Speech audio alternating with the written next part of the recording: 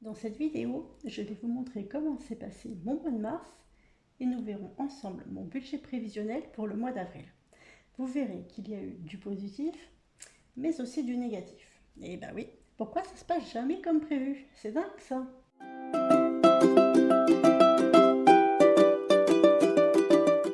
Bonjour à tous et bienvenue sur la chaîne Merci Budget.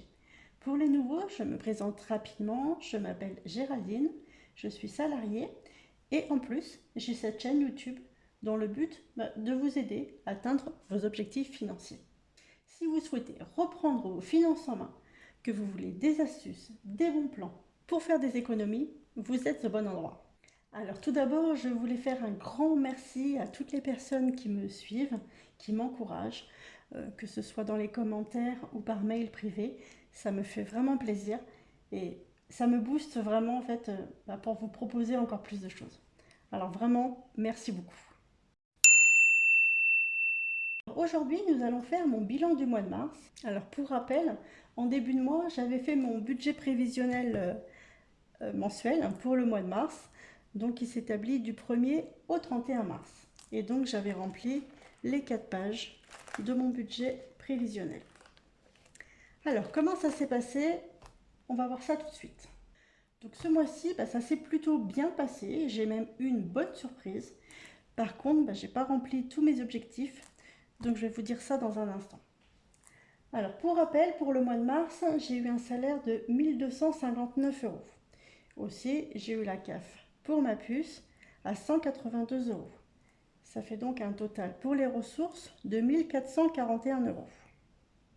Alors pour les rentrées d'argent, j'en ai eu d'autres, puisqu'on a commencé à faire le tri chez nous, on a mis des choses en vente.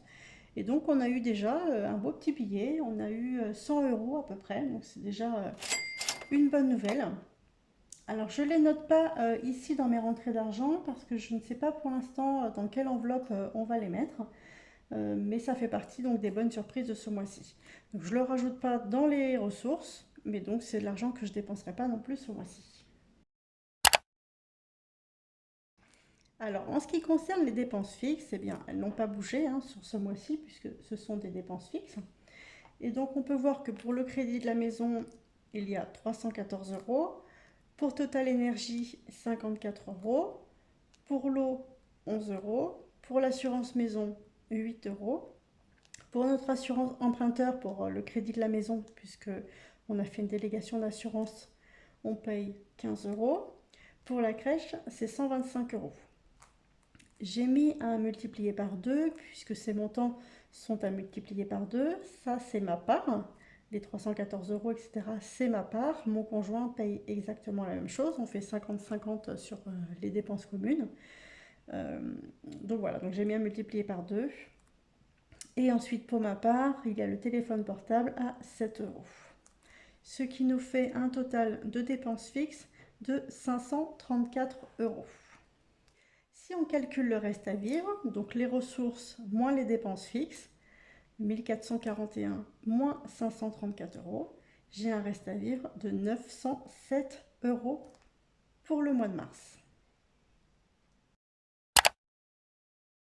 Donc ensuite, on va reprendre ensemble les dépenses variables. Alors ça, c'était les montants que j'avais budgétisés, prévisionnés pour le mois de mars. On va voir ensemble quels sont les montants que j'ai réellement dépensés. Alors, je me sers de ce petit classeur où dedans, j'ai fait des petits trackers de suivi pour pouvoir suivre en fait mes dépenses tout au long du mois. Donc, quand je fais une dépense, je reprends la catégorie à laquelle elle se rattache et je note derrière le montant de ma dépense. Alors, dans la pratique, je range mes tickets de caisse ici.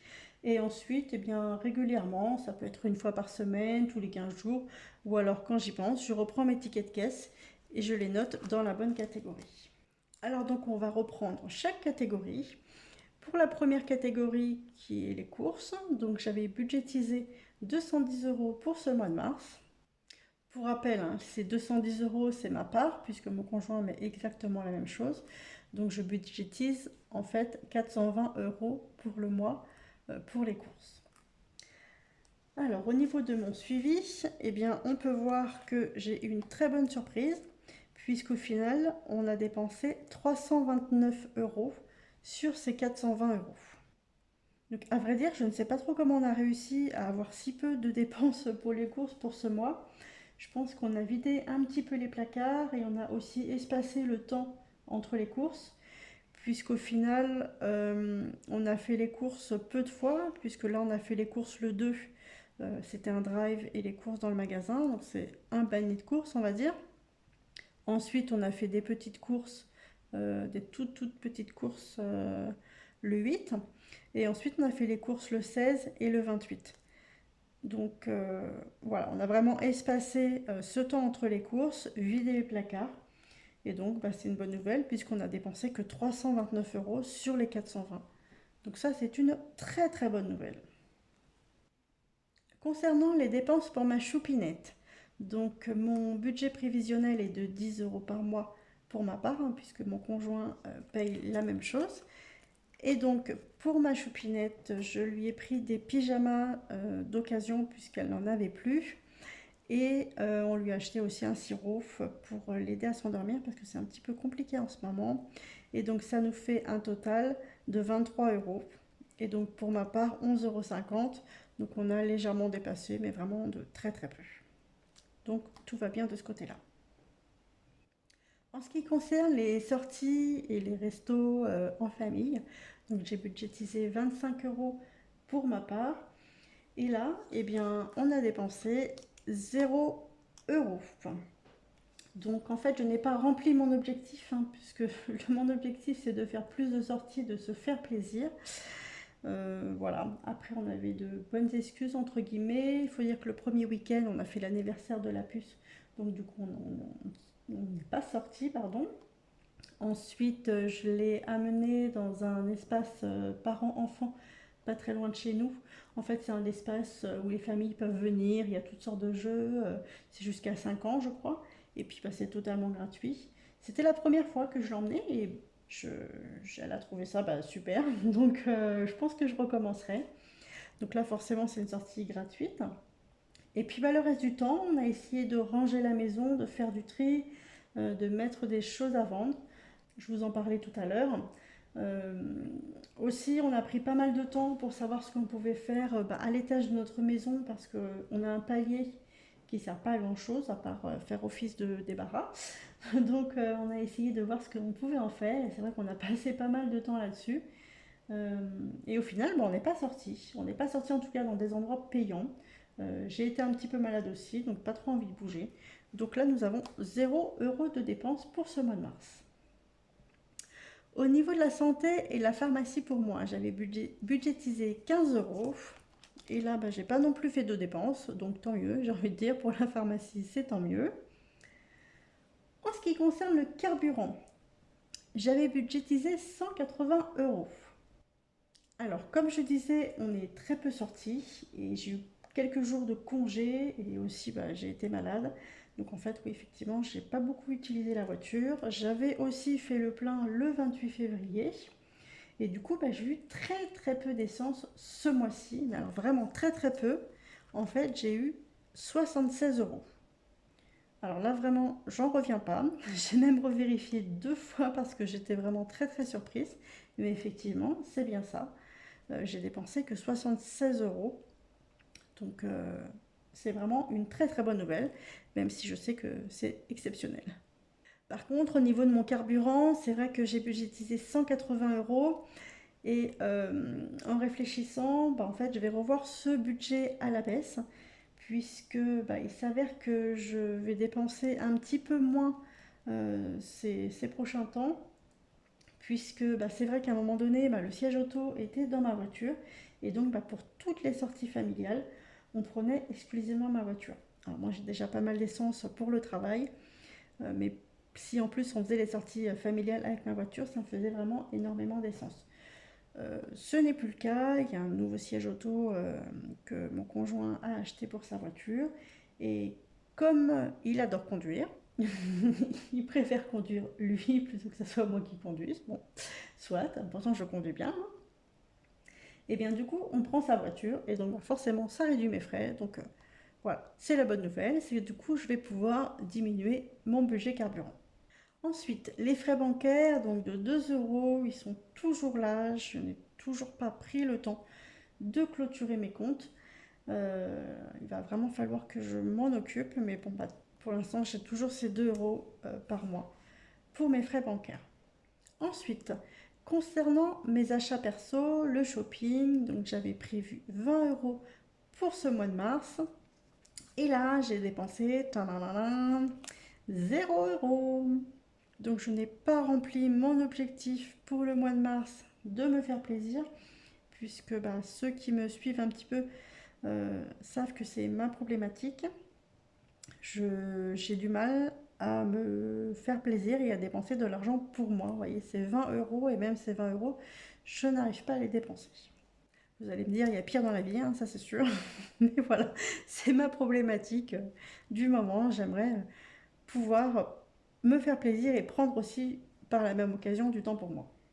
Ceci étant, ces derniers mois, j'avais acheté quand même pas mal de choses pour pouvoir notamment faire mes vidéos, les vidéos que je vous présente.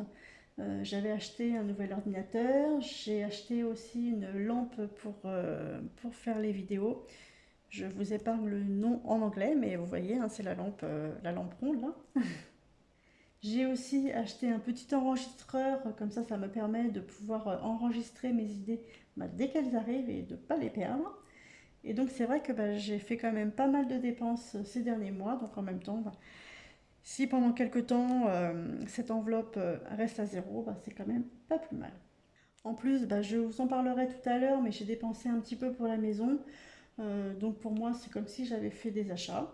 Même si c'est pas pour moi, c'est quand même des achats. J'ai quand même dépensé de l'argent. En ce qui concerne la nourriture en extra, j'avais prévu 10 euros. Et là, je n'ai rien dépensé non plus. Et pour l'épargne, donc j'ai mes 100 euros qui partent automatiquement en début de mois.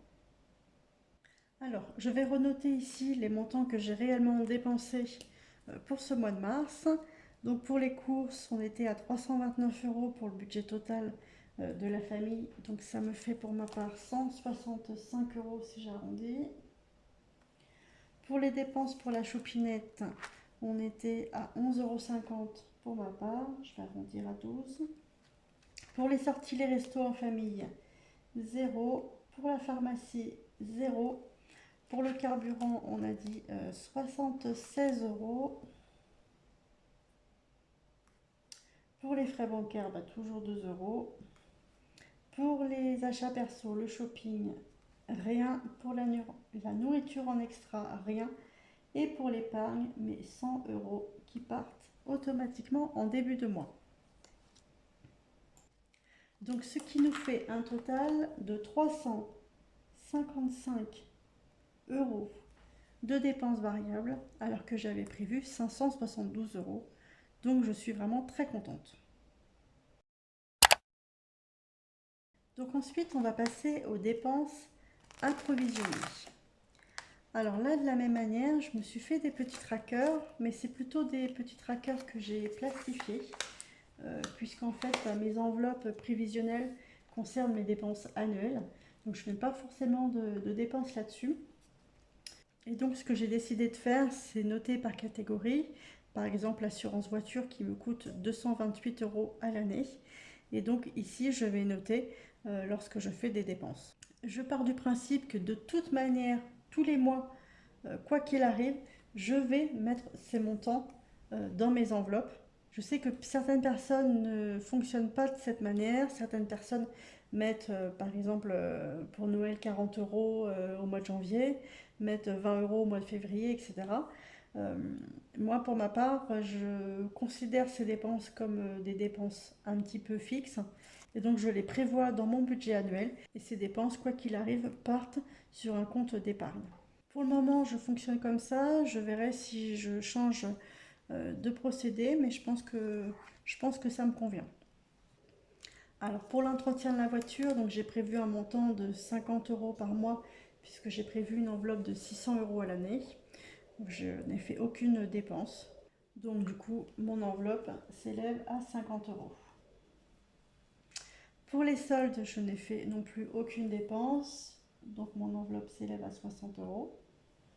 Pour Noël, idem, 40 euros. Pour les anniversaires, 26 euros. Pour l'assurance voiture, 19 euros.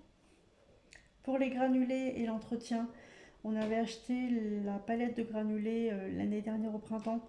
Donc on n'a pas eu besoin d'en racheter pour le moment. L'entretien n'a pas encore été fait. Donc j'ai 27 euros dans mon enveloppe. Alors pour la décoration et les travaux de la maison, et bien là pour le coup j'ai fait pas mal de dépenses. Puisque comme je vous disais, on a fait le tri et on a essayé de réorganiser un petit peu les placards. Et du coup, j'ai acheté pas mal de boîtes de rangement, voilà, pour faire le tri, des organisateurs de tiroirs. Et donc, j'en ai eu pour un total de 94 euros, en sachant que dedans, il y a un meuble aussi qu'on a acheté d'occasion. Donc, si on compte pour ma part, c'est la moitié, donc ça fait 47 euros. Ensuite, pour les vacances, l'enveloppe s'élève toujours à 50 euros. Pour l'inflation, les 10 euros. Et pour la taxe foncière, 32 euros. Donc ça nous fait un montant réel dépensé, entre guillemets, puisque ça ce sont des enveloppes qui pour l'instant sont virtuelles, de 361 euros.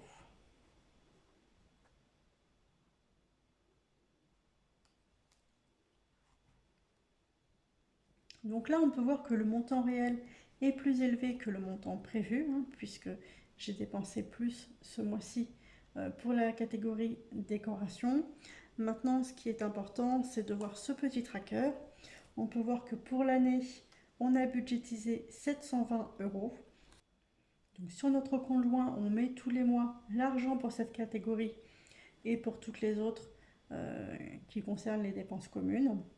Donc même si là, ce mois-ci, j'ai dépensé un petit peu plus, l'essentiel, c'est que vraiment à la fin de l'année, on ne dépasse pas le montant qu'on a budgétisé. Du coup, concernant mon calcul, je ne vais pas calculer ces 361 euros pour mon budget prévisionnel personnel. Je vais rester sur les 344 euros. Donc si on reprend nos calculs, donc le total de mes ressources, 1441 euros, moins le total de mes dépenses fixes, donc 534 euros, puisque ça ne bouge pas, moins le total de mes dépenses variables, qui elles ont été très largement réduites, 355 euros, moins le total de mes dépenses approvisionnées, 344 euros, ce qui fait qu'en montant réel, en solde réel, il me reste 208 euros. Donc c'est vraiment plutôt très très positif, puisque 208 euros, je vais pouvoir les mettre de côté. Donc c'est vraiment un très bon mois de mars pour moi. Si tu as des questions, tu n'hésites pas à me les poser en commentaire ou par mail. J'y répondrai vraiment avec grand plaisir. Et si tu as aimé cette vidéo, un petit j'aime, ça fait toujours plaisir. Et si tu veux enfin prendre tes finances en main et ne pas louper les prochaines vidéos, pense à t'abonner et activer la petite cloche. Voilà, sur ce, je te dis à très vite. Bye!